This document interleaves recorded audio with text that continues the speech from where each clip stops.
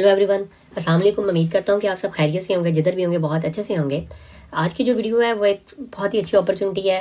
अभी आने वाले दिनों में उसका फुल पाकिस्तान, अगर इंडिया या बांग्लादेश से आप लोग वीडियो देख रहे हो तो इसका जो सीज़न शुरू हो जाएगा। मैं सीज़न इसलिए कह रहा हूँ कि बहुत ही ज़्यादा लोग इसमें अप्लाई करते हैं और स्पेशली हमेशंस को ये जो कंट्री है ये काफ़ी आप वीज़ा देता है। और आपको टाइटल से भी पता चल ही गया होगा कि मैं किस कंट्री की बात कर रहा हूँ। आज की वीडियो में मैं आपको कंप्लीट फ्रांस का स्टडी वीज़े का प्रोसीजर बताऊंगा कि अगर आप पाकिस्तान से हो, इंडिया से हो या आप किसी भी कंट्री से अगर आप वीडियो देख रहे हो जो कैंपस फ्रांस के थ्रू अप्लाई करते हो तो आप लोगों ने उसमें कैसे अप्लाई करना है। अप्रोक्सीमेटली 72 अराउंड अबाउट के वर्ल्ड में कंट्रीज हैं जो कि कैंपस कैंपस फ्रांस के थ्रू ये लोग अप्लाई करते हैं फ्रेंच यूनिवर्सिटी में अप्लाई करने के लिए। तो अगर सबसे मजे की बात ये कि अगर आप लोग भी चाह रहे हैं कि आपका मिनिमम से मिनिमम आपकी वीज़ा की कॉस्ट आए टोटली, और अगर आप लोग 2 से 3 लाख के अंदर आप लोग फ्रांस में आना चाह रहे हैं, इनमें include each and everything, including आपकी एम्बेसी फ़ी, हर चीज़ की तरह की फ़ीस भी, तो आज की वीडियो को स्किप ना कीजिएगा। मैं आपको सही कह रहा हूँ, मैं आपको सारा कुछ बताऊंगा आज की वीडियो में। वीडियो को स्टार्ट करने से पहले हमेशा की तरह चैनल को जरूर सब्सक्राइब कीजिएगा, वीडियो को लाइक और शेयर लाजमी कीजिएगा। अगर मुझे इस वीडियो के बाद बहुत अच्छी आउटपुट आती है तो मैं डेफिनेटली नेक्स्ट वीडियो में किसी एक यूनिवर्सिटी में आप लोगों को अप्लाई करने का प्रोसीजर भी बताऊंगा। लेकिन जो आज की वीडियो है ये बहुत ही है इंपॉर्टेंट है, जब तक आप लोग नहीं देखोगे तो आपको चीज़ों की समझ नहीं आएगी।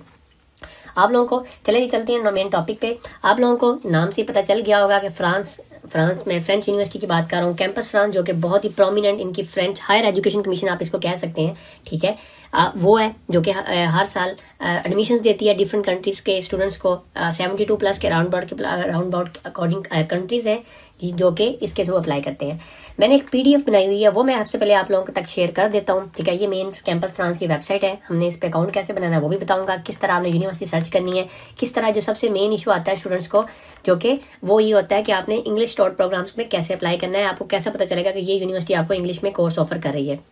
क्योंकि मैंने सुबह एक पोस्ट की थी कि मैं आने वाले दिनों में जो हमारे एजेंट्स भाई हजरात हैं उनका बिजनेस मैं जरूर ठप करूंगा, बंद करूंगा, ठीक है। क्योंकि मुझे अभी पता चला है कि सिर्फ इटली के नाम पे ये लोग 4 से 5 लाख रुपए आप पर पर्सन पर स्टूडेंट से इन्होंने वसूल किया है। ओके, उसके बाद आपको वीज़ा की भी 1% की गारंटी नहीं है, अपॉइंटमेंट की गारंटी भी नहीं है। लेकिन फ्रांस में ऐसा नहीं है, फ्रांस में आपको अपॉइंटमेंट इटली की निस्बत ईजिली मिल जाती है, ठीक है। और लेकिन मैं इसलिए आपको सारा कुछ इस सीरीज में बताऊंगा जो कि मैं आने वाले दिनों में प्रॉपर फ्रांस के ऊपर स्टार्ट करूंगा। चले जी, मैं सबसे पहले तो PDF को ओपन कर लेता हूँ, ठीक है। कैंपस फ्रांस का आपको लोगो से पता चल गया होगा। सबसे पहले मैं कुछ चीज़ें आपको बता देता हूँ। फ्रेंच यूनिवर्सिटी में अप्लाई करने के 2 तरीके होते हैं। अगर तो सबसे पहले कि अगर आपका कंट्री जो है कैंपस फ्रांस के अंदर आता है तो हम कैंपस फ्रांस के अंदर अप्लाई करते हैं। समटाइम्स ऐसा होता है कि कैंपस फ्रांस की डेडलाइन के बाद भी कुछ यूनिवर्सिटियाँ आपको एडमिशन ऑफर करती रहती हैं। फॉर एग्जाम्पल मैं कह देता हूँ अप्रैल में, मई में, फॉर एग्जाम्पल मैं एग्जाम्पल दे रहा हूँ आपको। तो इस सूरत में यूनिवर्सिटी कहती है आप हमारे डायरेक्ट पोर्टल पर अप्लाई करें। अदरवाइज अगर वो सिस्टम नहीं होता तो आपको सिर्फ कैंपस के थ्रू ही फ्रेंच यूनिवर्सिटी में अप्लाई करना पड़ता है। जो इसकी स्टार्टिंग डेट होती है वो ऑलमोस्ट 1 अक्टूबर उन्होंने लिखी हुई है, ठीक है।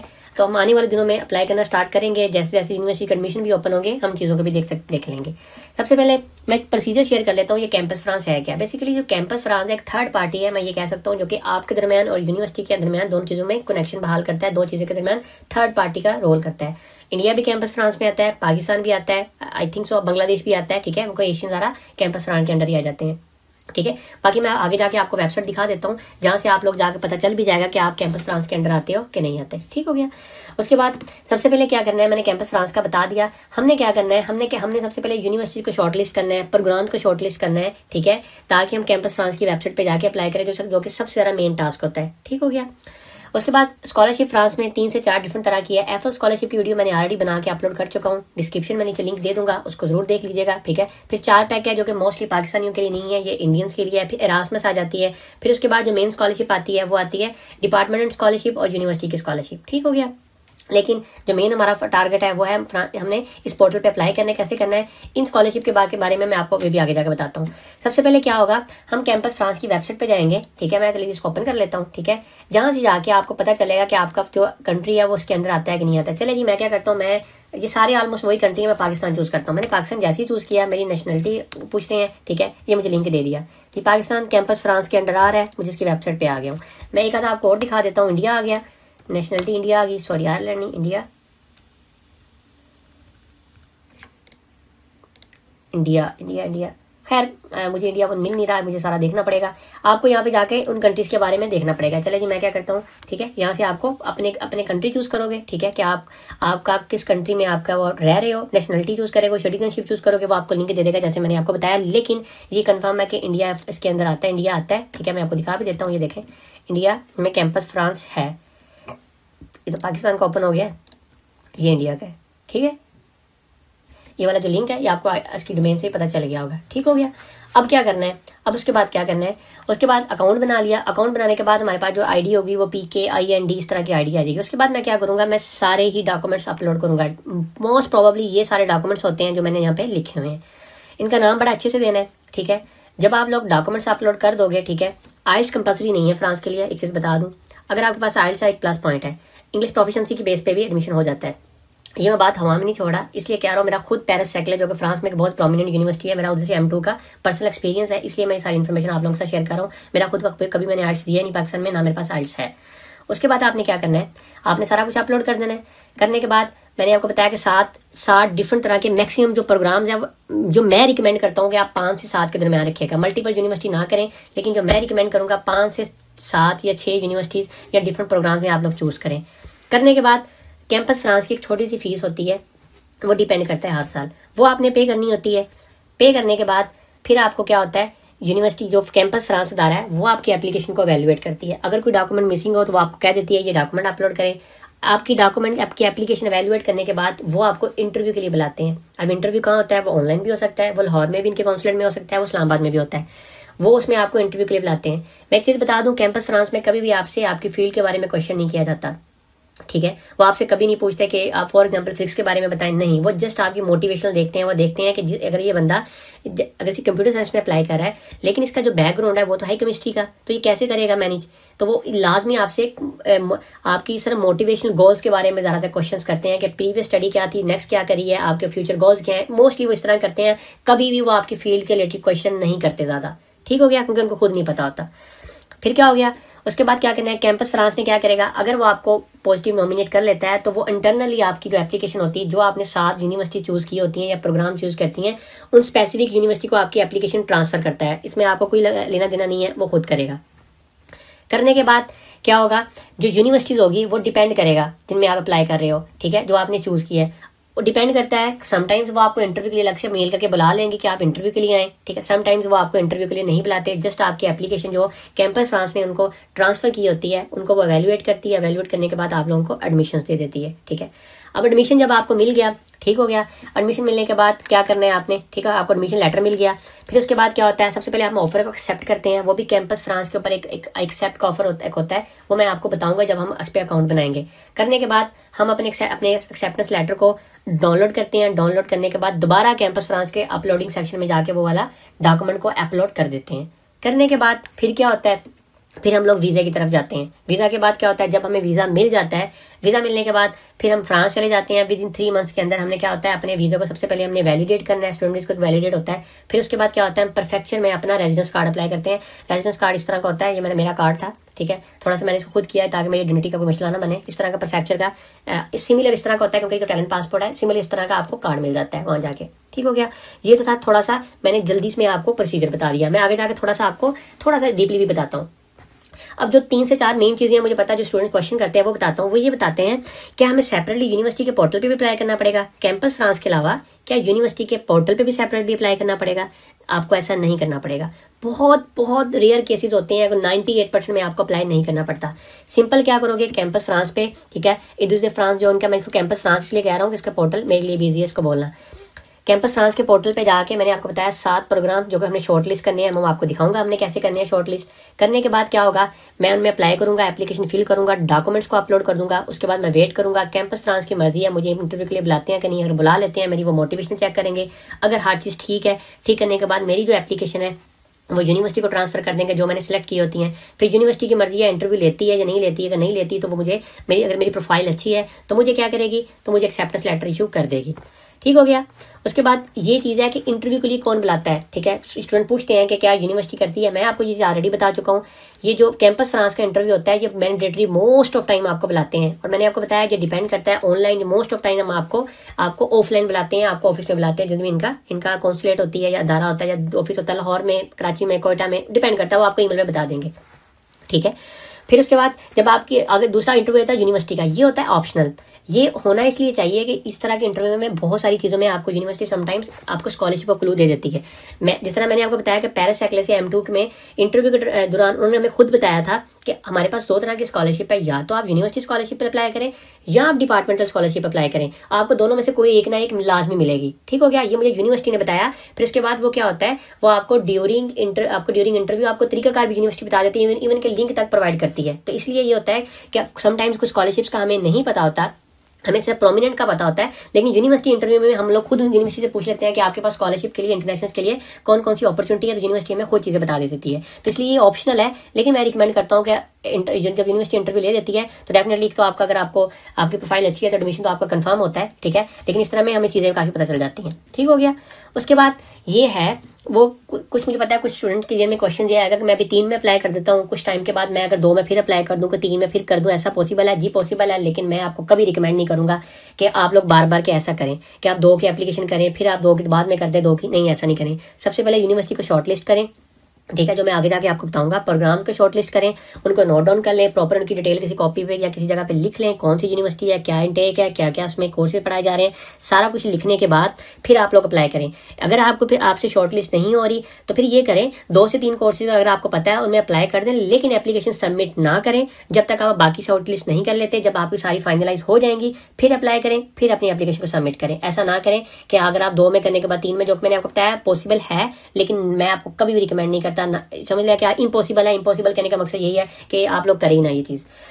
उसके बाद ये है कि जो कैंपस फ्रांस की थोड़ी सी फीस होती है, थोड़ी सी फीस मैंने राउंड अबाउट लिखी है, मुझे एग्जैक्ट इसकी फीस नहीं पता, ठीक है। इसकी फीस में क्या होता है, इसमें वो आपके डॉक्यूमेंट्स को वैल्यूएट भी करेंगे। अगर आपको डॉक्यूमेंट्स में कोई मसला होता है, ये आप कह रहे हैं कि कैंपस फ्रांस, मैं एक किस्म का कंसल्टेंट का नाम दूंगा, जो कि आपसे जो पैसे चार्ज कर रहा है, तो आपको क्या करेगा, आपके डॉक्यूमेंट्स को वैल्यूएट करेगा, देखेगा कोई डॉक्यूमेंट में मसला होगा तो आपको बताएगा, ठीक है। फिर उसके बाद वही डॉक्यूमेंट आपको यूनिवर्सिटी में सेंड करेगा। आपको खुद अप्लाई करने की, पोर्टल ढूंढ के यूनिवर्सिटी में फीस पे करने की जरूरत नहीं है, तो वो खुद ही सारा कुछ करेगा, ठीक है, ठीक है। आपने क्या करना है, एक दफ़ा उन पे अप्लाई करना है। अब जो मेन चीज़ ये है, जो कि मैंने इस पर कुछ लास्ट ईयर कुछ वीडियो बनाई थी, वो ये थी कि फ्रांस में 246 यूरो यूनिवर्सिटी की फीस है। क्या ये मिथ है या रियलिटी है? जी बिल्कुल ये रियलिटी है, क्योंकि मैंने आपको बताया मेरा खुद का एक्सपीरियंस है पेरिस एक्ले के साथ। फिर इस तरह यूनिवर्सिटी ऑफ क्लर्मो का मुझे पता है, लियोन का पता है, यूनी दी पेरिस का पता है, ये 5 से 6 यूनिवर्सिटी का तो मुझे खुद पता है, जिनमें 246 यूरो पर ईयर की फीस होती है मास्टर्स की। मैं फिर बता रहा हूँ, पर ईयर की फीस होती है इसमें, ठीक है, ऐसा नहीं है कि सेमेस्टर्स की है। अब आपने एक चीज, ये बेसिकली जो काम स्टार्ट हुआ था ये सबसे पहले 2021 में हुआ था, ठीक है, क्योंकि M2 में 2020 मैंने 1 में किया था। 2021 में सीन ऐसा था कि कोविड था। कोविड में ये जो फीस थी ये थी नॉन EU स्टूडेंट्स के लिए, जो यूरोपियन स्टूडेंट्स हैं। फिर उसके बाद उन्होंने क्या किया, इसको नॉन EU स्टूडेंट्स के लिए भी कर दिया, क्योंकि मैंने आपको बताया मेरा खुद का पेरिस एक्ले का है, इतनी फीस पे की हुई है 246 यूरो, इंक्लूडिंग साथ इसके जो कि यूनिवर्सिटी की डिपार्टमेंट स्कॉलरशिप भी मिली हुई है, ठीक है। आपने 246 यूरो सिर्फ पे करना है, ठीक हो गया। अब ये कैसे पता चलेगा कि इसकी, अगर ठीक हो गया। इसके साथ एक चीज़ बता दूं कि अगर आप इस वाली कैटेगरी में नहीं आते, अगर आप सेल्फ पे जाना चाह रहे हैं, तो मैंने एक अराउंड अबाउट फीस लिख दी है, ठीक है, जो कि बुरा ऑप्शन नहीं है फ्रांस में, बजाय इसके एज कम्पेयर टू यूके। तो मैं आपको हमेशा रिकमेंड करूंगा कि फ्रांस चूज कर लें, यूके की निस्बत बजाय इसके 16 हज़ार आप लोग उसमें फीस अप्लाई करें, फीस पे करें यूके में। अब ये क्वेश्चन ये भी मुझे पता है लोग करते हैं कि क्या तरीकाकार सेम है? जी बिल्कुल सेम है। अगर आप 256 वाले में करेंगे तो यूनिवर्सिटी आपको इजीली पहले बता देती है, इंटरव्यू के बाद सिलेक्शन के टाइम आपने सिर्फ इतनी फीस पे करनी है। पब्लिक यूनिवर्सिटी की बात करो, प्राइवेट में फीस आपकी बहुत ज्यादा होती है, तो कोई इसका डिफरेंट प्रोसीजर नहीं है, सिंपल वही पोर्टल पे आप लोगों ने जाके अप्लाई करना है, कोई ऐसा प्रोसीजर नहीं है। अब ये है, क्या मैंने स्कॉलरशिप के लिए सेपरेटली अप्लाई करना है? जी बिल्कुल। सबसे पहले आप लोग क्या करोगे, एडमिशन्स के लिए अप्लाई करोगे, फिर उसके बाद आप सेपरेटली यूनिवर्सिटी आपसे पूछ लीजिएगा कि आपके पास कौन कौन से ऑप्शंस हैं। जैसा कि मैंने आपको पेरिस एक्ले की एग्जांपल दी है, तो फिर आप उस पर क्या करोगे, स्कॉलरशिप के लिए अप्लाई करोगे। इसके अलावा एफओ स्कॉलरशिप है, जो कि आप लोग खुद नहीं अप्लाई करते, ठीक है, जो कि आपकी यूनिवर्सिटी आपकी बेस पे अप्लाई करती है, आपको नॉमिनेट करके आपका अप्लाई करती है। वो मैंने इस पे वीडियो बनाई हुई है, लिंक नीचे डिस्क्रिप्शन में दे दूंगा। आई थिंक सो इसकी एप्लीकेशन स्टिल अभी इन प्रोसेस चल रही है, जरूर अप्लाई करें। उसके बाद शार्पिक स्कॉलरशिप है जो कि पाकिस्तानियों के लिए मोस्टली नहीं है, ठीक है। उसके बाद HEC की तरफ से कुछ स्कॉलरशिप आ जाती है, और जो मेन स्कॉलरशिप है जो कि मैं कहता हूँ वो होती है डिपार्टमेंटल स्कॉलरशिप होती है, जो यूनिवर्सिटी की अपनी स्कॉलरशिप्स होती हैं, वो मोस्टली हमें मिल जाती है अगर आपकी CGPA अच्छी है या आप यूनिवर्सिटी का जो इंटरव्यू होता है वो आपको अच्छा उसको निकाल लेते हो। उसके बाद ये है कि हमें एक्सेप्टेंस लेटर कहाँ से मिलेगा। मैंने आपको ये बात पहले भी स्टार्ट पे बताई थी, जब हम कैंपस फ्रांस के पोर्टल पे अप्लाई कर देते हैं, हर चीज़ होकर फाइनलाइज हो जाती है, उसके बाद क्या करना है, हमें नोटिफिकेशन आता है। सबसे पहले कैंपस फ्रांस के पोर्टल पे जाके मैं एक्सेप्ट करता हूँ। एक्सेप्ट करने के बाद फिर मैं अपना एक्सेप्टेंस लेटर डाउनलोड करूंगा। डाउनलोड करने के बाद दोबारा कैंपस फ्रांस के अपलोडिंग सेक्शन में जाके वहाँ पे अपलोड कर दूंगा। ये छोटा सा क्विक व्यू है, मैं आपको बता देता हूँ दोबारा। वो ये है कि सबसे पहले कैंपस फ्रांस पे सिर्फ हम लोग क्या करेंगे, अपना अप्लाई करेंगे, ठीक है। वीजे के लिए क्या होगा, अलग अलग से वेबसाइट है। VFX ग्लोबल क्या होता है, ये होती है पाकिस्तान में ये कह लें कि थर्ड पार्टी है जो कि हमें अपॉइंटमेंट लेके देती है, जो हमारी बायोमेट्रिक्स लेती है। कैंपस फ्रांस पे हम लोग अप्लाई करेंगे अपनी यूनिवर्सिटी के लिए, यूनिवर्सिटी के बारे में। वीजे के लिए अलग से फॉर्म है, वेबसाइट है जिस पे जाके जैसे सिर्फ मैं क्या करूंगा, वीजा फॉर्म अपना फिल करूंगा, वीजा वगैरह की सारी डिटेल डालूंगा, उसके बाद वीजा फॉर्म को डाउनलोड कर लूंगा, ठीक हो गया। उसके बाद VFX आ जाता है, ये थर्ड पार्टी है जो 5 से 7 हज़ार लेती है।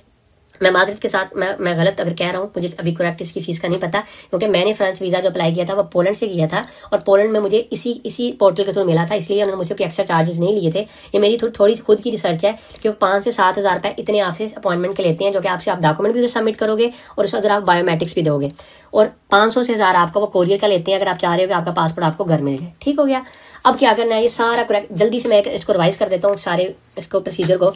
वो ये है, सबसे पहले कैंपस फ्रांस की वेबसाइट पे जाना है, साथ यूनिवर्सिटी को शॉर्टलिस्ट करना है, उसके बाद सारा कुछ डॉक्यूमेंट अपलोड, ये वो सारा करने के बाद फीस पे कर देनी है, आपकी एवेल्युएशन एवेल्युएट होगी, आपको इंटरव्यू के लिए बुलाया जाएगा। डिपेंड करता है आपका इंटरव्यू पास होने के बाद आपकी जो समरी है, जो या आपकी एप्लीकेशन है वो यूनिवर्सिटी को फॉरवर्ड की जाएगी। यूनिवर्सिटी की मर्जी है कि आपको ऑनलाइन इंटरव्यू के लिए बुलाती है या नहीं बुलाती। अगर नहीं बुलाती तो ठीक है, आपको एक्सेप्ट कर लेते हैं, तो आपको नोटिफिकेशन आएगा, सिंपल वहाँ पे जाके अपने नोटिफिकेशन को एक्सेप्ट करना है, ठीक है। समटाइम्स ऐसा भी होता है कि अगर आपका एक यूनिवर्सिटी में नहीं होता तो आपको दूसरी यूनिवर्सिटी में मूव हो जाते हो, पोर्टल आपका ऐसे एक करके मूव होता रहता है, ठीक है। अगर आपने एक ऑफर एक्सेप्ट कर ली तो फिर बाकियों पे वो मूव नहीं होगा। समटाइम ऐसा होता है स्टूडेंट्स का फर्स्ट पे नहीं होता, दूसरे पे, 5वीं 6वीं पे जाके उनका एडमिशन हो जाता है, ठीक है। वो डिपेंड करता है आपकी प्रोफाइल पे।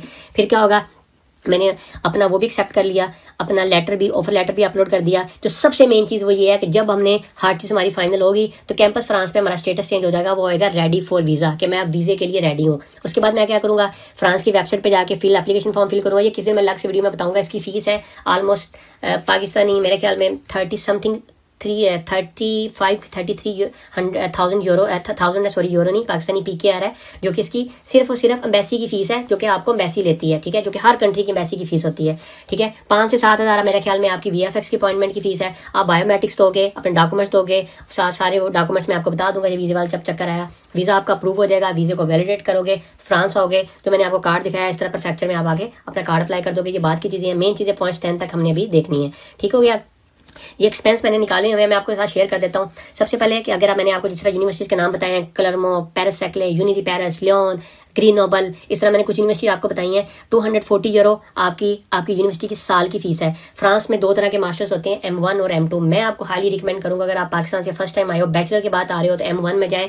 M2 में होता है कि थोड़ा सा एडवांस लेवल की स्टडी है, ठीक है, तो वो आपको वैसे डील करेंगे तो बहुत ही मुश्किल होती है M2, ठीक है। इवन के मेरा पोलैंड से ऑलरेडी मास्टर्स था, फिर भी मुझे फ्रांस में जाके जब मैं M2 स्टार्ट करती हूँ बहुत मुश्किल होती है, क्योंकि इनकी स्टडी जो है डेफिनेटली बहुत अच्छी है, यूनिवर्सिटी बहुत हाई रैंकिंग है इनकी। तो डेफिनेटली आपने कोशिश करनी है कि M1 चूज करें। अगर आपकी बेसिक्स अच्छी हैं, पाकिस्तान से आपने मास्टर्स वगैरह ऑलरेडी किया हुआ है, फिर बेशक M2 में चले जाएं, कोई मसला नहीं है। उसके बाद 246 यूरो मैंने आपको फीस का बता दिया। उसके बाद 99 यूरो जो कि पाकिस्तानी 32 से 35 हज़ार रुपये बनता है, वो है आपकी वीज़े की फ़ीस। फिर उसके 5 से 6 हज़ार, इसका मुझे अभी कंफर्म नहीं है ये वाले पॉइंट्स का, लेकिन ये मेरा एक आइडिया है जो मैंने सर्च किया उसके अकॉर्डिंगली। ये आपकी VFX की फ़ीस है, ठीक है, और ये आपके कोरियर की है। ये टोटल हम अगर कॉस्ट कर भी देते हैं 240 यूरो के, ये पाकिस्तानी एक्सपेंस में आपसे 2.5 से 2 लाख रुपए बनते हैं, जो कि फ्रांस में टोटल आपके स्टडी पे आते हैं, जो कि कंसल्टेंट सिर्फ हमसे 4 से 5 लाख है, सिर्फ और सिर्फ आपका अप्लाई करने पे आपसे चार्ज करता है, और बाकी ये सब आपने अलग से खुद पे करने होते हैं, ठीक हो गया।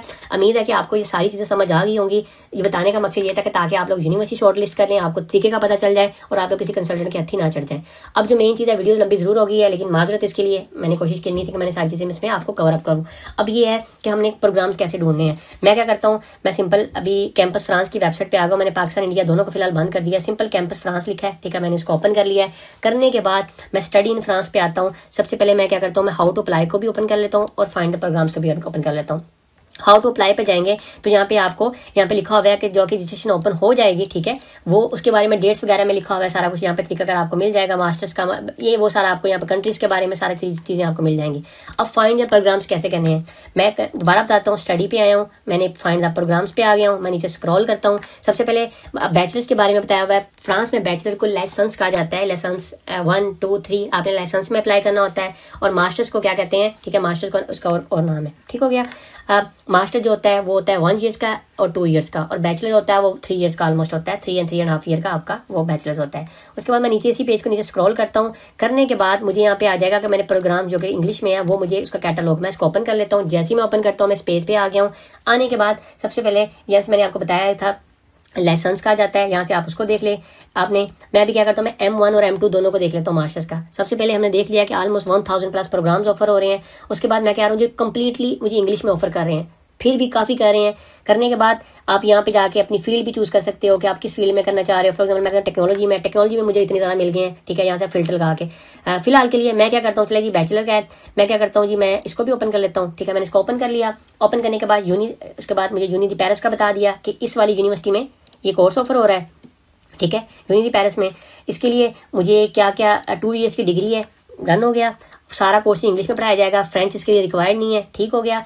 M1 फिर M2 दोनों है इसमें। ट्यूशन फीस उन्होंने बताई हुई है, वो मैंने आपको बताया कि जब आपका इंटरव्यू है तो आपको खुद ही बता देती होती है। बाकी यूनिवर्सिटी में फीस कम है, ठीक है। कुछ कोर्सेज मैं फिर बता रहा हूँ, ऐसा नहीं है कि आप नर्सिंग का फॉर एग्जाम्पल कोर्स उठा लो, आप बोलो जी 256 मैंने वीडियो में बोला था, ऐसा नहीं है। डेफिनेटली मेडिकल इस तरह की कुछ फील्ड्स महंगी होती है, ठीक हो गया। इस तरह प्लांट साइंसेज का मुझे पता है, ठीक है।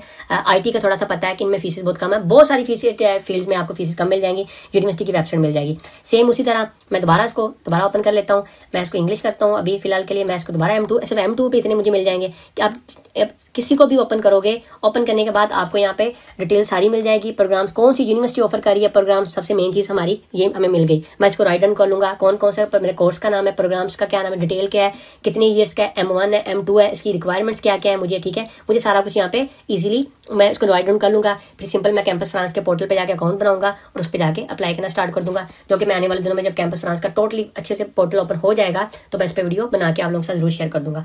उम्मीद करता हूँ कि वीडियो लेंथी जरूर होगी है, लेकिन आपको तरीका जरूर समझ आ गया, ताकि आप अभी से प्रिपेयर अपने स्टार्ट कर दें, क्योंकि जिसकी डेडलाइन होती है वो ऑलमोस्ट दिसंबर तक चली जाती है। जनवरी के स्टार्ट में दिसंबर तक आप लोगों ने इसमें अप्लाई करना होता है कैंपस फ्रांस में। फिर इस तरह आपका स्टेप बाय स्टेप प्रोसीजर चलता रहता है। वीडियो अच्छी लगी है तो वीडियो को लाइक और शेयर लाजमी कीजिएगा और चैनल को सब्सक्राइब करना मत भूलिएगा। मिलते हैं नेक्स्ट वीडियो में। बाय बाय, अल्लाह हाफिज़।